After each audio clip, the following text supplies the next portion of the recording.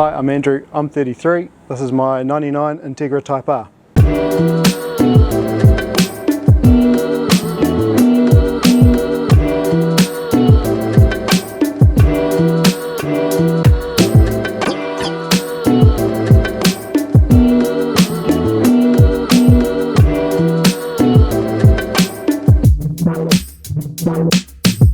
Well, my first car was a 1990 Mazda Familia sedan. It was actually a stolen and recovered car that we paid $250 for from a tow yard. Got some wheels from a wrecker, replaced the clutch, and I think 800 bucks all up, and was on the road. Had been modified previously, so it had a loud exhaust, but other than that it was standard. And yeah, that got driven fairly hard. Used to live about 30 k's from school and work, so travelled every day. Did quite a lot of k's in it, and yeah, that got then passed down to my brother, and it was nothing special, but it was fun. After that, when I was, I think about 16 or 17, I was looking to import a car. Originally wanted a Corolla wagon for no real reason. Would have been about a 97, 98 Corolla wagon, so this would have been in about 2004, 2005. And couldn't find one I could afford, so I ended up with a 96 Nissan Wingroad, which is as far from a performance car as you can get. Once they arrived, I ended up doing the typical 17-inch wheels, lowered, stereo system, and that's about as exciting as it got. I only really had that for about a year, so that was in the final year of high school, and then after high school I started my apprenticeship as an electrician. I was earning a whopping $9 an hour. And a good friend of mine who was heavily into Hondas had started doing track days, and I'd attended 2 of those but never had anything suitable to use, and he had a 1990 Civic SIR, which is a EF9, which had a built engine, and it sort of introduced me to the world of Honda. Like, you go to those track days, there's just Type Rs everywhere, Civics, Integras, Type R powered normal Civics, and it's sort of decided that's sort of what I wanted. So yeah, when I started my apprenticeship, earning that $9 an hour, I think it was $290 a week in the hand for 40 hours work, I saved everything I could, and I set about importing this.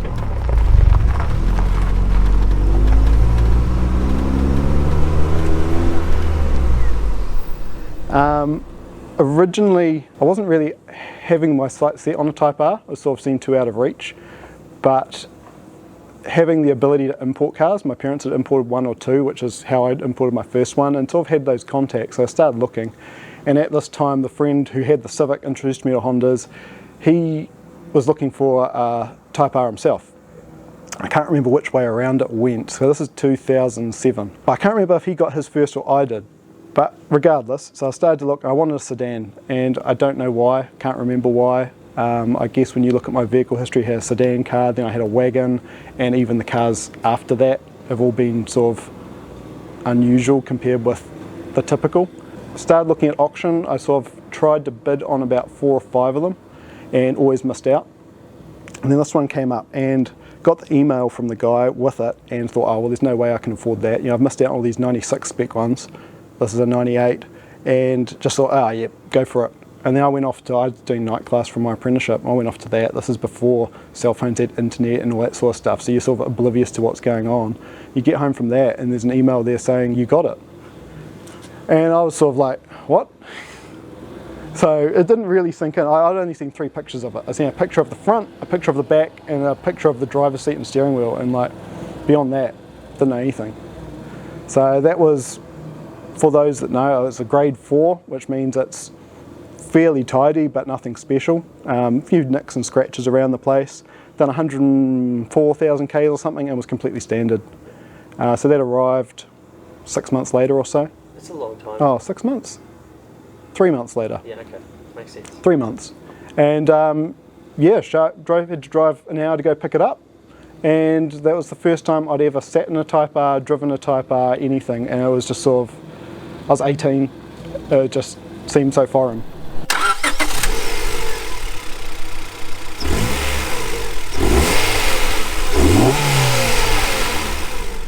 Well, yeah, so this is back 2007, so yeah, typically auctions only had 3 pictures, and you had the auction sheet. It had like a plan view of the car, showed every dent and scratch on it of note, and that's about it. So I've imported cars since, and you get a lot more, but back then no. So it basically got put on a ship and delivered to the Port of Tauranga.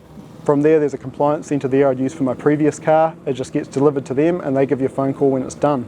It actually arrived a lot quicker than I expected. I'd been to sort out and get insurance quotes and things, because you're 18 and you're buying a performance vehicle. Insurance is expensive. Yeah. So I got and got quotes, and then I think it was like a Friday lunchtime at work, I got a phone call from the compliance place saying, oh, the car's ready, you can come pick it up. And it's sort of like, oh, shit. So quickly phoned my dad, got the afternoon off from my boss, and we drove and just went and picked it up. I think we got there about 4, got the paperwork, had to then drive across town to go get a number plate issued, and then take that back to the compliance centre where they'd already done the inspection and put the plates on. They gave it its warrant, and yeah, drove it home. As far as history on it, I don't know a lot about when it was in Japan, other than it was left standard. I'm guessing it was a bit of a family car. When I was pulling apart the dashboard for something I was doing, I found like a little Snoopy mirror sort of stuck there that you might stick to the windscreen to keep an eye on the kids in the back seat. And it had a few, one little minor accident in Japan, and had a few paint repairs, but other than that, no, don't know anything about it. So I mean, I'm the only owner, so they had it for about 9 years, and I've had it now for 15.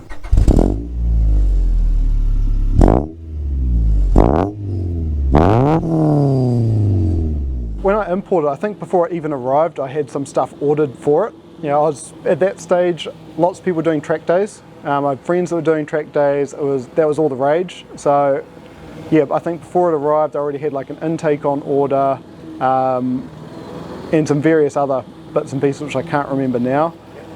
I'd say within the first month of owning it, it had already started to be modified. Within the first year, I had some 17-inch Motegi track light wheels, had lowered it slightly, had an intake, and yeah, had done the exhaust. Haven't really done a lot engine-wise to it, you just don't need to. And that was sort of how it stayed for about a year. After that, I added like carbon fibre wing, had some various other little aero parts, lowered it a bit more, had a fixed back bucket seat, then changed to some real stiff suspension, more for track days, and it sort of deviated away from something like a comfortable road car and went to something more of like a weekend track car. Sort of then the reality of how much track days cost sort of starts to hit, and you know, we live 2 hours from the track, and it just never really got used. So, and then trends changed, so I ended up again, yeah, sort of taking off the carbon wing, taking off the aero stuff, changed suspension again to some fully adjustable coilovers, lowered it lots more, got some BBS wheels, which 2-piece, stripped them apart, painted them a strange colour which kind of suited it, and it was sort of, you know, part of the stance sort of movement, I guess, though nothing really that serious. And it was more just a daily, well, not a daily car, but just like a weekend toy, just cruise around and, you know, think that you look cool. It's on the BBS wheels. I think I painted them about 10 years ago, and so they've been on and off for about 10 years. I don't really drive it a lot. Like in the 15 years I've owned it, I've only done 45,000 Ks. I've always had, well, for the most part, always had a second car, which I tend to use. But yeah, it sort of stayed looking pretty similar for about the last 10 years, and it's just maybe in the last year or two, as I've started to get older and, I don't know, more boring maybe, you sort of start to think, it was actually pretty cool when it was standard. So I've taken out the real stiff coilover suspension, is back on some just Bilstein shocks with some spoon springs, sort of taken off the 17-inch wheels, put the standard 16-inch ones back on, taken out the bucket seat, put the factory Recaro back in, just making it, I guess, more comfortable and usable and perhaps more enjoyable.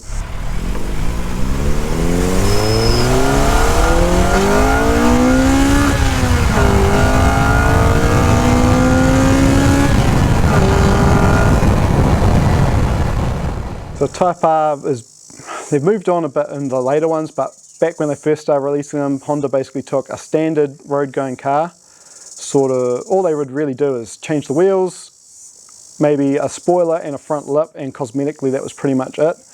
And then most of the magic was in the engine and gearbox. So yeah, this one's just got V18C engine, which I think they started producing in about 93, and it was when the Type R came out. It's sort of almost a hand-built engine, revs to 9,000 RPM, doesn't make a huge amount of power. I think it's just over 200 horsepower. This one I've had on the dyno, and it's 130.5 kilowatt, which is not a lot by today's standards, but it's sort of the way it delivers power. The way V-TEC works, anything below sort of 6,000 RPM, it's just like a normal everyday car to drive. Anything above 6,000 RPM is where it shifts into the high cam, and it starts making a lot of noise and making its power, and you sort of really got to keep it singing along.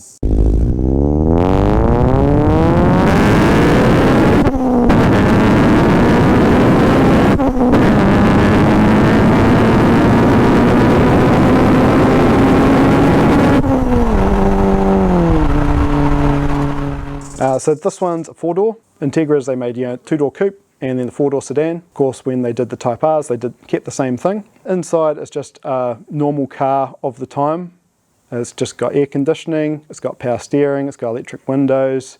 This one, being a 98 spec, it's got airbags, ABS brakes, and that's about it. They stripped out all the sound deadening, so it's quite loud and rattly inside, and that was to save a bit of weight. It's been stiffened up. I think they sort of stitch welded parts of it, and it's got a few more braces and things compared with a normal road going Integra. The Type R's also got the suede Recaro seats and then the matching rear seats. Got a Momo steering wheel, leather with red stitching to match. Other than that, not a lot separates it from just a normal run-of-the-day Integra.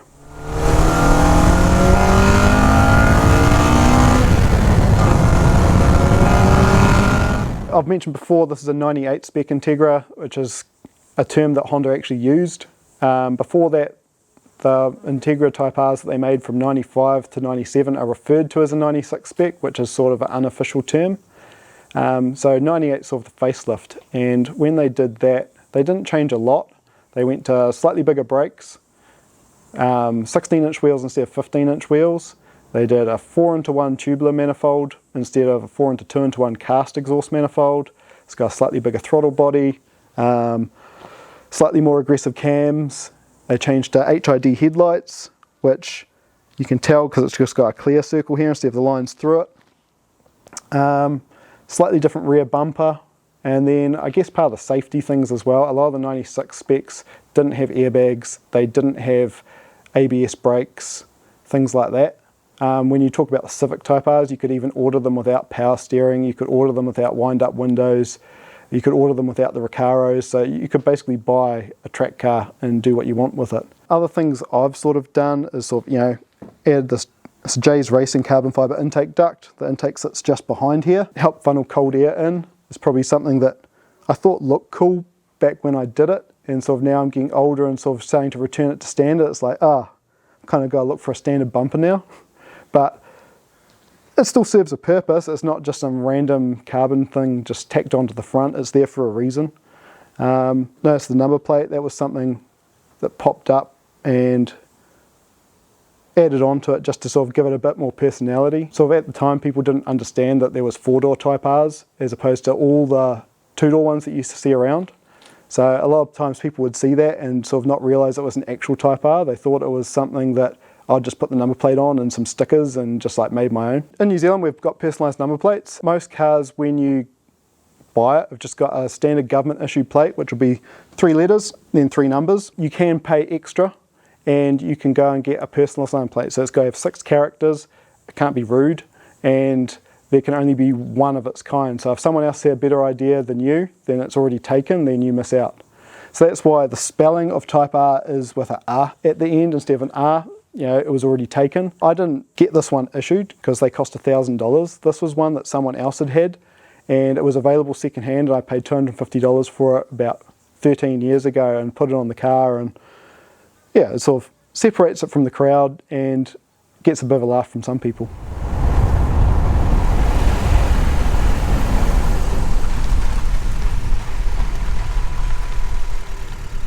Originally when I bought it, I was on a limited income. This basically took every single cent that I had to buy. I had nothing after I bought this, and so it was my daily driver. I'd use it to go to work, I'd use it on the weekends, I'd use it to go to the grocery store.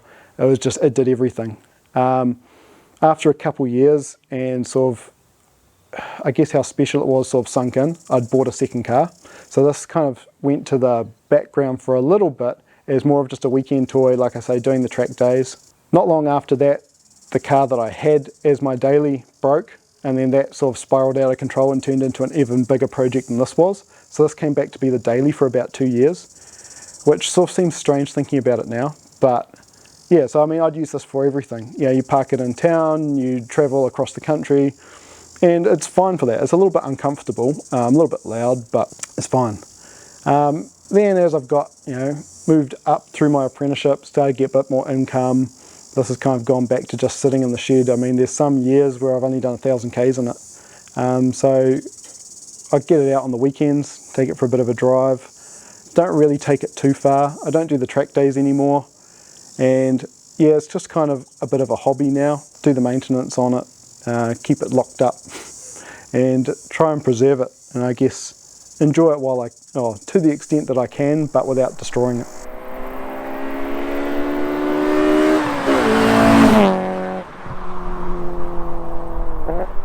So yeah, in the 15 years I've owned it, all I've really had to do to it is just general maintenance. I've changed the cam belt, the water pump, the belts, and just done oil changes, kept on top of it. Nothing major has ever failed on it. And it's sort of just a typical Honda. You just turn the key and just drive it. If you leave it parked up for 6 months, as long as the battery's charged, it starts up and it goes. There's nothing to really worry about.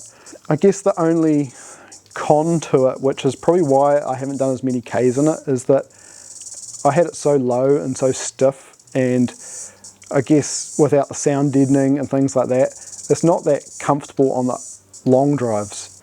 It rattles, it bangs. At 100 Ks you're doing sort of 4,000 RPM.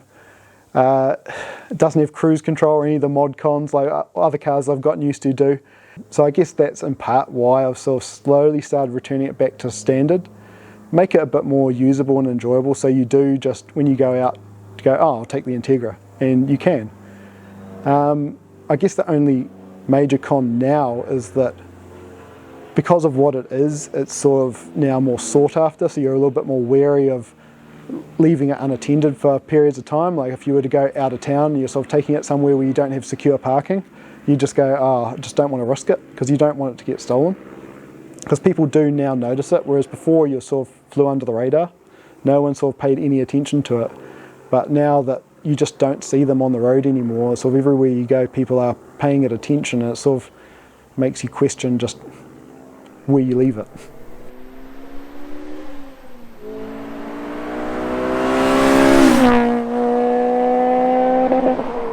Market value's a tricky one. You see them advertised for, in New Zealand, like $30,000, which is probably 3 times more than what I paid for it. You see them over in Japan and in now America. Now they're starting to import them, and they're more than that. I've seen one recently sell in America, an American new one, which had done incredibly low mileage. It sold for over $100,000 US, which I just couldn't fathom paying for it. To me, it's just a rattly old Honda and nothing special. But yeah, it sort of does make you question keeping it. I've had offers from people recently to buy it, and sort of you do contemplate it just because you don't use it, and there are so many other things out there that might be worth trying. But then it comes back to that you've got it, you enjoy it, every time you get in it, it sort of reminds you how good it is, and there's nothing out there right now that I would like to replace it with. So I guess other than this Honda, I've kind of fallen into a trap of only really owning Hondas. It hasn't really been intentional. So like I mentioned, I did have a daily while I had this, and that was back then a 1989 Honda Shuttle, which is a little bit of a strange car, and it sort of spiraled out of control. It ended up like almost touching the ground. It also had a B18C engine in it, not the Type R one. Basically every single possible thing that could be changed on that car I had changed, it turned into a bigger project than this was when it was meant to be the daily. Had that for about 5 years and just kind of grew up. Couldn't have two incredibly low cars that were impractical and uncomfortable, so I sold that and I bought initially a 96 Honda CR-V, something that I wouldn't lower.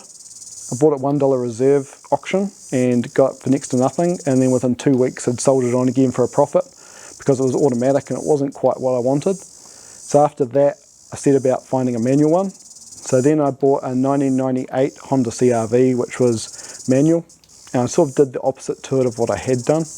I raised it up on some Bilstein suspension, some taller shocks, put some 15-inch wheels on it with all-terrain tyres, and that was my daily for about 5 years. So we'd take it to the beach, we'd take it up the snow, drove all around the country in it, and it was just a workhorse that could just do anything. It wasn't fast, it was okay, and it was getting on in years. So then I sold that and upgraded to 2007 Honda CR-V, which is just mine and my wife's car, which is just basically completely standard.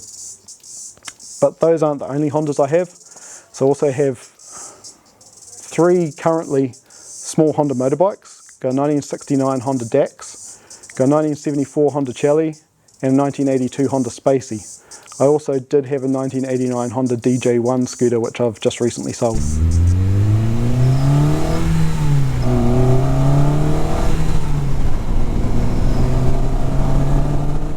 Yeah, so future plans with this, I guess, just continue to almost restore it.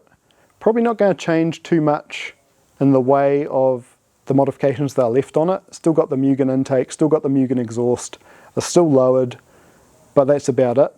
So, you know, I've had it 15 years, and in that time I've never done anything panel and paint wise. It's got dents, it's got scratches, it's got stone chips, it's had previous paint repairs when it was in Japan, which aren't great. So I'd love to do a closed door respray on it and sort of take all the dents out and just get it looking to sort of as close to original as I can. There's a few other minor trim pieces, this headlight, a couple of things inside which are just, you know, it's a 22, 23 year old car, it's just getting a bit long in the tooth, and just trying to find good condition parts to replace them with. You know, I've replaced the steering wheel with a better condition one, things like that. So basically just trying to tidy it up and get it looking as good as it can. Is there anything else you feel like you want to say about the cars or Hondas in general, or life in general, that you want to be on the internet when you talk about this? Do you want people to offer you money for it? Do you want them to leave you alone? Because it's going to happen. Yeah, I mean, you can offer me as much money as you like and I might say yes. I mean, you know, everything's for sale for the right price. But no, I mean, I have a lot of Hondas. I've had a lot of Hondas, but that doesn't mean that's all I like. It's just sort of something that's happened, I guess, not necessarily intentionally. It's just sort of when I've been looking for something, they're kind of what's fitted the bill. I've got a fairly eclectic passion for cars and vehicles in general. There's nothing that I don't really like. I'd sort of want to give everything a bit of a go. It's just sort of when you get old and grow up and you've got to buy a house and all that sort of stuff, you're sort of limited into what you can throw funds at. So for now, I'm happy with what I've got, but who's to say what the future might bring? Haven't really always lusted after the sports cars, like the 2-seater, the 2 doors. It's always been wagons and sedans and SUVs and just vans and strange things like that. So yeah, if I had to buy another car now, I would guess a Mark 7 Golf R wagon. Or if you had to go slightly more sensible, maybe a Skoda Octavia wagon, the RS model. But off the top of my head, that's probably what I would go out and buy today if I had the money. Well, I'm Andrew, and that's my Honda.